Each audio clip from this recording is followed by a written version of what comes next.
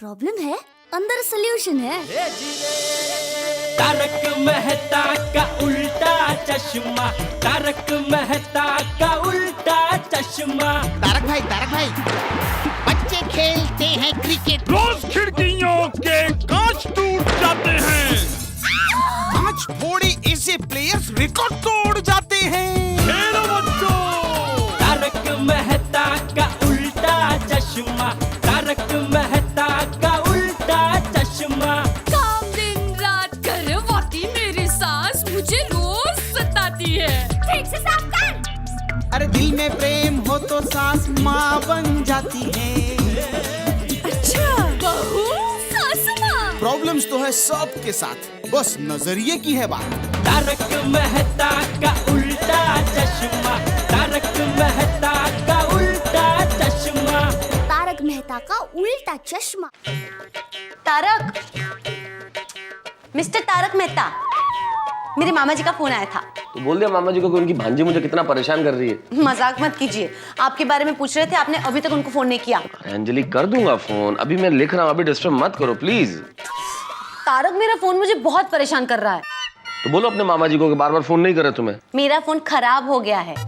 अंजलि, मैं तुम्हें mobile engineer दिखता हूँ, मैं राइटर हूँ, फोन खराब हो गया तो मैं क्या करूँ। तारक, मैं चाहती हूँ आप मेरे साथ चलो और मुझे नया मोबाइल दिलाओ। अंजलि, गड़ा इलेक्ट्रॉनिक्स का नाम सुना है? हाँ। वो मेरे दोस्त की दुकान है। जेठालाल गड़ा।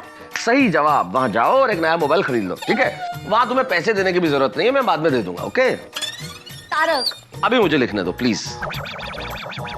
तारक, क्या कर रहे हैं? Common sense.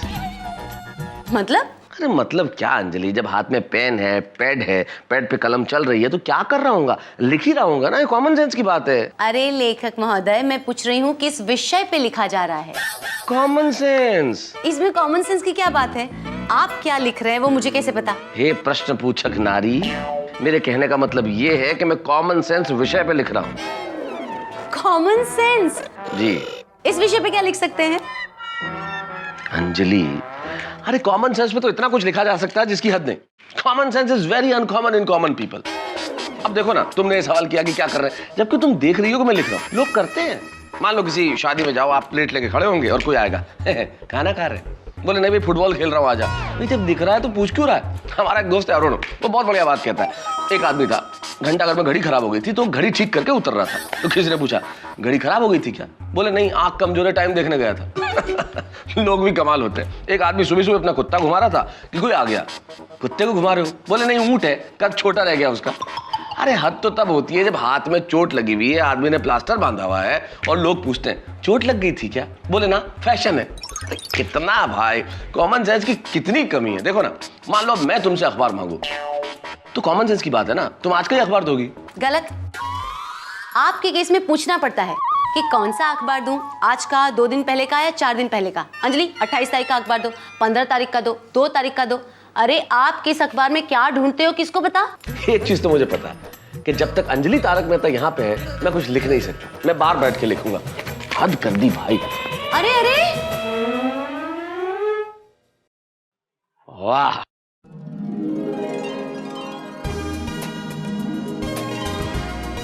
क्या बढ़िया माहौल है। पर आज तो बच्चे भी नहीं खेल रहे। आज आएगा लिखने का मजा। अब यहाँ बैठ के शांति से लिखता हूँ।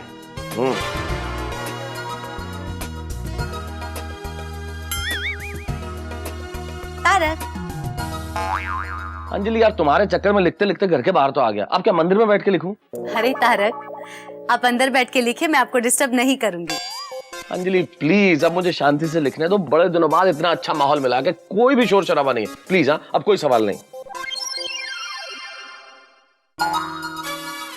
अब यहाँ क्यों खड़ी हो? कॉमन सेंस तारक, मेरे हाथ में क्या है? जग। तो ऑफ कोर्स मैं पौधों को पानी पिलाने के लिए खड़ी हूँ। Common sense, right Anjali. लेकिन तुम है ना थोड़ी सी अनकॉमन हो। तुम्हारा क्या भरोसा, तुम पौधों को भी करेले का जूस पिला दो। बाय द वे, तुम्हारे पौधों को अभी पानी पीना? बाय द वे तारक, मेरे पौधे बोलते नहीं हैं। बोलते तो पति भी नहीं है। हाँ? गुड मॉर्निंग अंजलि भाभी। गुड मॉर्निंग भिड़े भाई। गुड मॉर्निंग मेहता साहब।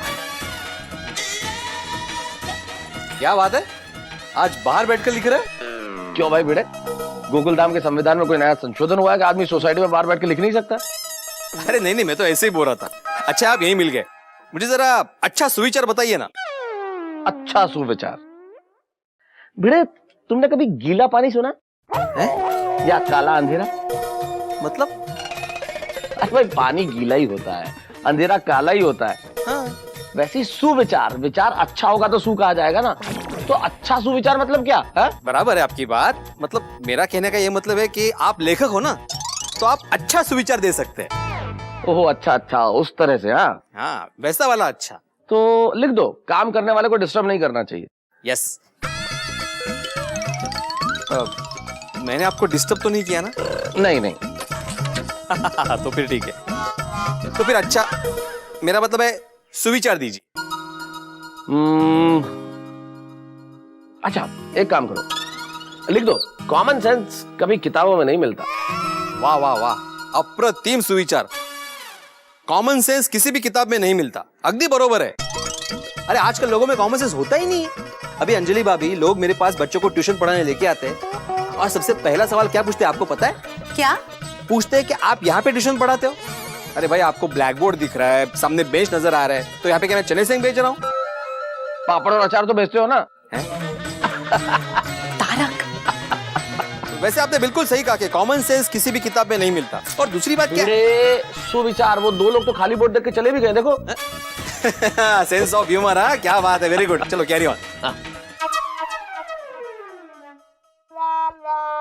पी लो मेरे प्यारे पौधों, जल्दी पानी पी लो। मेहता साहब को लिखना है ना, तो डिस्टर्ब होगा। चलो चलो जल्दी पी लो रे पौधों, जल्दी पानी पी लो। मेरे तारक को है लिखना, पौधों तुम पानी पी लो, जल्दी पानी पी लो। मेरे पौधों जल्दी पानी तुम पी लो। अंजलि, तुम नहीं भी बोलोगी तो ये पानी पियेंगे। हाँ, ये पी लेंगे। अरे हाँ, कॉमन सेंस। पी लो रे पौधों। अरे पी लिया भाई, पी लिया उन्होंने, पानी पी लिया। ओके, पानी तुम पी लो, मेरे तारक को है लिखना। अरे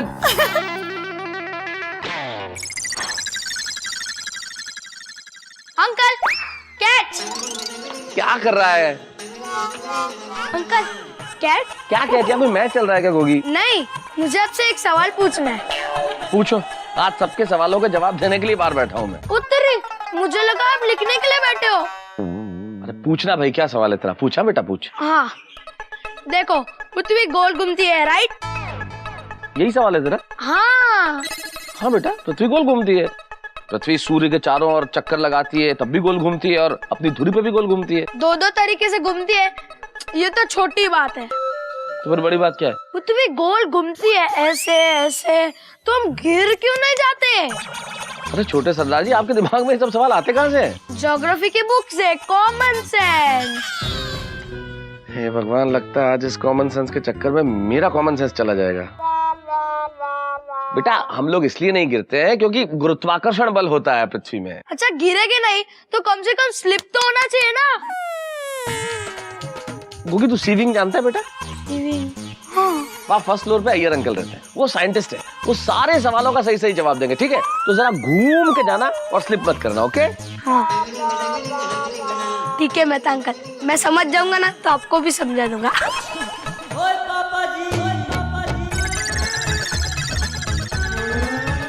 अंकल, आपको डिस्टर्ब तो नहीं किया ना? अरे गोगी, सॉरी सॉरी। ये भगवान, आज कोई लिखने भी देगा या नहीं? मेहता साहब, थैंक यू फॉर द सुविचार, और सॉरी आपको डिस्टर्ब किया। मेहता साहब, क्या कर रहे हो? पत्थर तोड़ रहा हूँ। हथौड़ा कहाँ है? ले क्या, एक हथौड़ा ले क्या? पत्थर? सर फोड़ना है तेरा, इसलिए। अरे मेहता साहब, आप तो खामोखा गुस्सा हो गए। दिमाग को ठंडा करने के लिए मैं आपके लिए ठंडा सोडा लेके आता हूँ, मसालेदार। अरे भाई, मुझे सोडा नहीं, अभी शांति चाहिए, शांति। नहीं नहीं, वो मेरी दुकान पे नहीं है। अरे क्या फालतू जोक मार रहा है अब्दुल? हाँ, मैं अभी पहुंचा। हाँ। क्या मेहता साहब, आपके साथ बात करते करते मुझे देरी हो गई। सबको देरी हो गई है, एक अकेला फालतू मैं ही बैठा हुआ हूँ यहाँ पे। आप फालतू बेटे? मुझे लगा आप लिख रहे हैं। अरे अब्दुल, सॉरी सॉरी मेहता साहब, मैंने आपको डिस्टर्ब तो नहीं किया ना? अरे जा रहा हूँ। जाओ। पियो पियो रे पानी पी लो, फूल से कह रही हूँ, पी लो तुम पानी, लिखने का मौसम आया। अरे पौधे, फूल, तुम क्यों हंस रहे हो? हाँ? क्या कहा? शांति बाहर नहीं घर में मिलेगी? अंजलि, अपना सेंस ऑफ ह्यूमर प्रदर्शित करना बंद करेंगी प्लीज? हाँ, और प्लीज मेरे लिए कुछ नाश्ता लेके आओ। ओके, अभी लाती हूँ। हे भगवान, लगता है इस जगह में आज कुछ प्रॉब्लम है। आर्टिकल पूरा ही नहीं हो रहा है, जैसे देखो डिस्टर्ब कर रहा है। कहीं और बैठ के लिखता हूँ।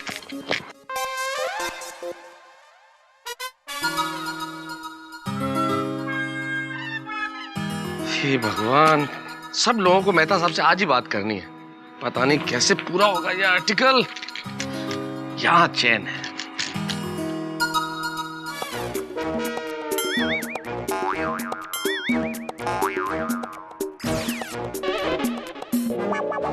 अरे नहीं अंकल, आप लिख रहे थे ना, इसलिए आपको डिस्टर्ब नहीं करना चाहता था, इसलिए आके चुपचाप बैठ गया। क्या मासूमियत है ना। Thank you. Thank you. अब आए गया तो कर ले डिस्टर्ब। बोल क्या काम है? आप इतना फोर्स कर रहे हो तो आपको डिस्टर्ब कर ही लेता हूँ। मेरी टीचर ने कहा है कि एक निबंध लिखने को, जैसे एक घायल सैनिक की आत्मकथा, एक किसान की आत्मकथा, जैसे एक महान वीर जवान की आत्मकथा, वगैरह वगैरह। अच्छा, तो तू क्या लिख रहा है? एक महान लेखक की आत्मकथा।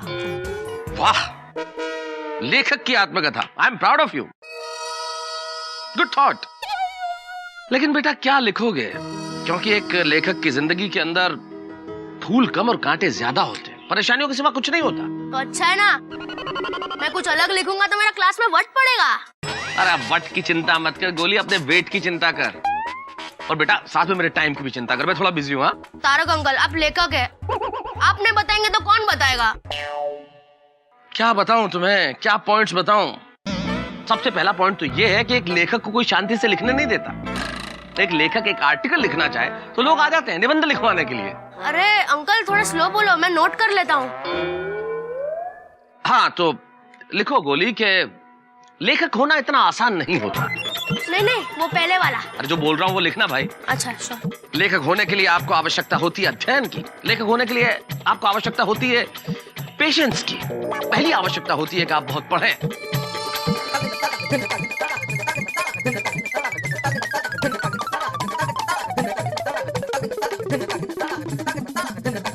और ये होता है एक लेखक का संघर्षपूर्ण जीवन, जो उसे आम आदमी से अलग बनाता है।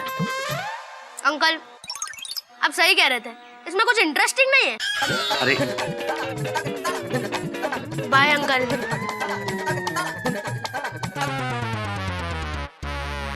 सॉरी अंकल, आपको डिस्टर्ब तो नहीं किया? अरे एक गोली,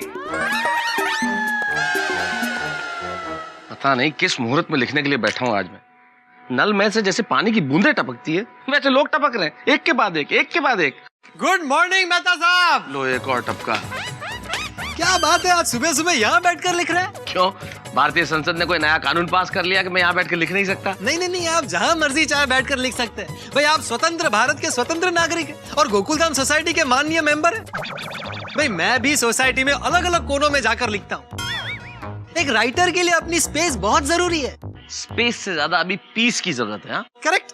भाई मेहता साहब, मैं कहीं आपको डिस्टर्ब तो नहीं कर रहा? नहीं नहीं, और ये कह के मुझे डिस्टर्ब करने वाले सुबह से आप 5वें व्यक्ति हैं। कमाल है, लोगों को समझ में ही नहीं आता। एक अच्छा भला आदमी सुबह सुबह अपना काम कर रहा है, आर्टिकल लिख रहा है, ना आओ देखा ना था, बस कुछ देखा नहीं सोचा नहीं, आते जाते डिस्टर्ब करना शुरू।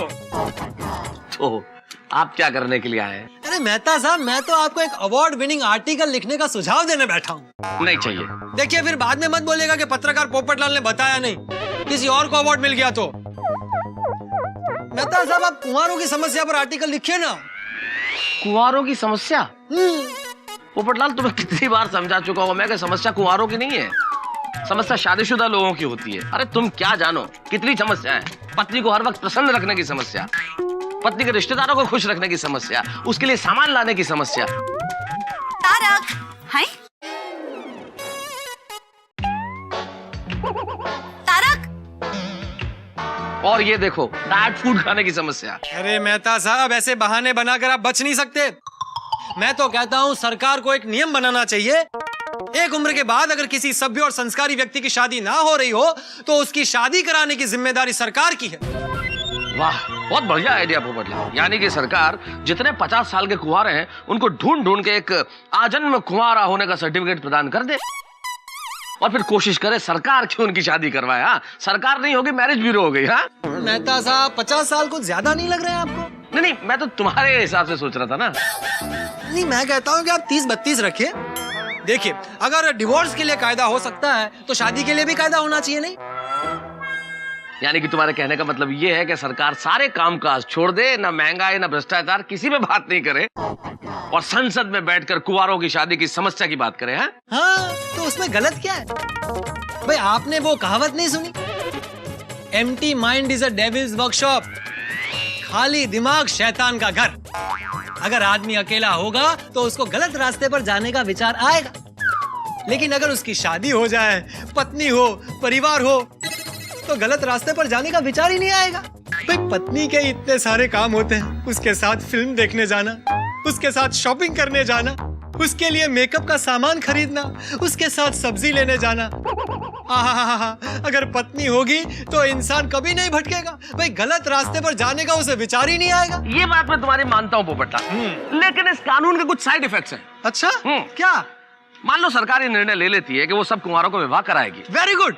फिर भी कुछ तो कुंवारे छूट जाएंगे ना। भाई, जैसा कि तुमने कहा कि कुंवारे हैं तो empty mind is devils workshop, तो वो गलत मार्ग पे जाएंगे। तो समाज को गलत मार्ग से बचाने के लिए उन कुंवारों को सरकार हिमालय में भेज देगी, काला पानी भेज देगी सजा के लिए। Cancel cancel cancel. क्या शादी करना कैंसिल? अरे नहीं मेहता साहब, भाई ऐसे मुद्दे उठाना कैंसिल जिनके इस तरह के साइड इफेक्ट हो। मतलब शादी करना cancel?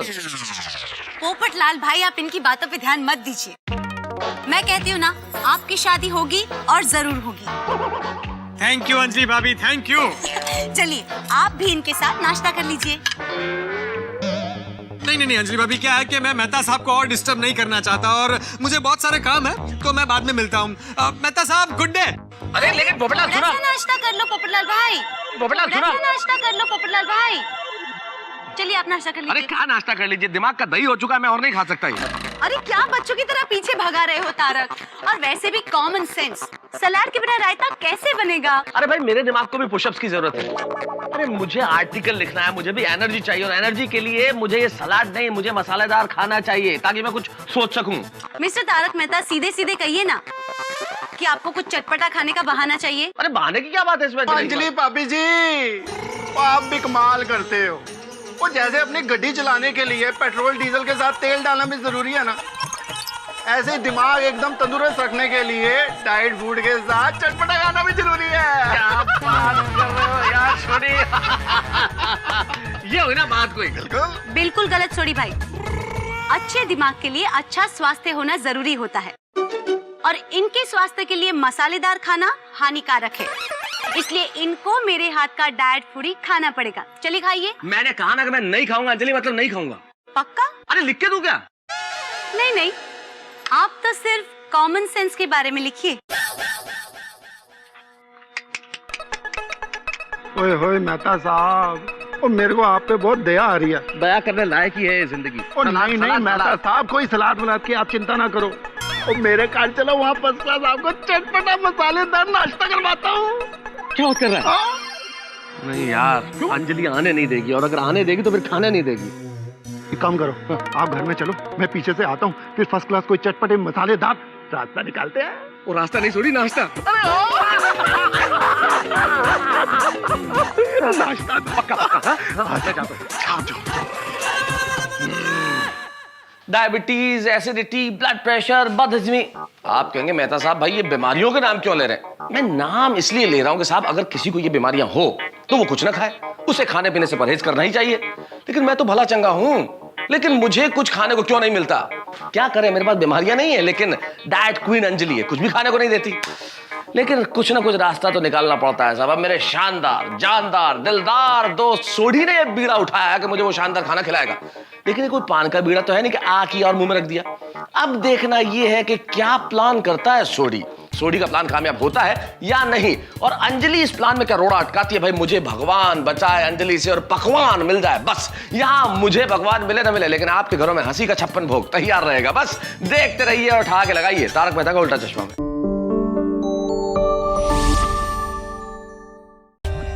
For more updates, subscribe to our channel, click the show links and enjoy watching the videos.